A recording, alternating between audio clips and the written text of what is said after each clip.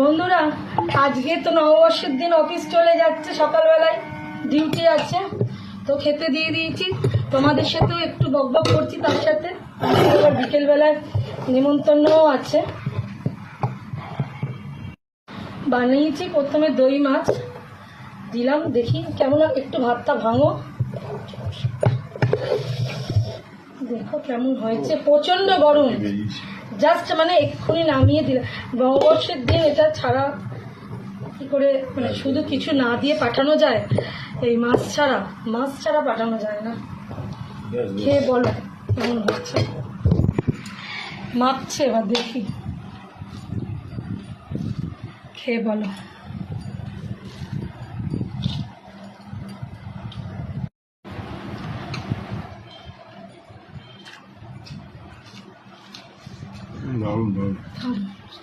সত্যি বলো, দারুণ হয়েছে। মানে আমি খুব তাড়াতাড়ি করে করলাম, আগে তো মাংস সকাল 8:30টার সময় এরকম খাবার। হ্যাঁ, আমি তাড়াতাড়ি করে করছি, কারণ কি তুমি বেরাবে তো।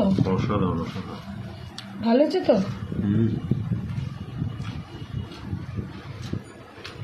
নববর্ষের দিন মাছ লাগে বাঙালিতে।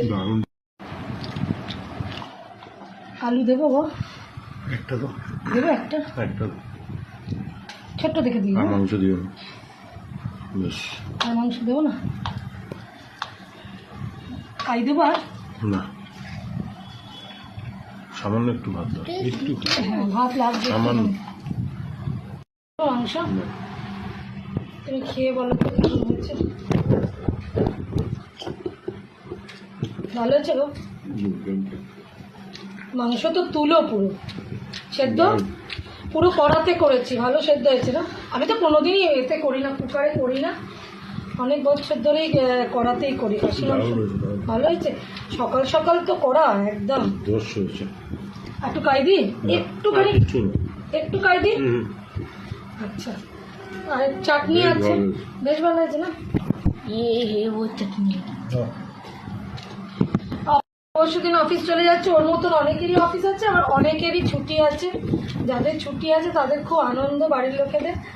আর যাদের অফিস আছে তাদের আর কিছু বলার নেই। আমাদের বিকেলে একটা নেমন্তন্ন বাড়িও আছে, অফিস থেকে আসলে তখন আমরা যাব, সব মিলিয়ে। দারুণ হয়েছে তো, গন্ধটাও ভালো এসেছে। বন্ধুরা, লাইক করবেন, কমেন্ট করবেন, কার বাড়িতে কি কি রান্না করছে সেটা বলবে, আর শুভ নববর্ষ আর এটা কমেন্ট আর শেয়ার করবে। টাটা বন্ধুরা, আর শুভ নববর্ষ, গুড মর্নিং, টাটা।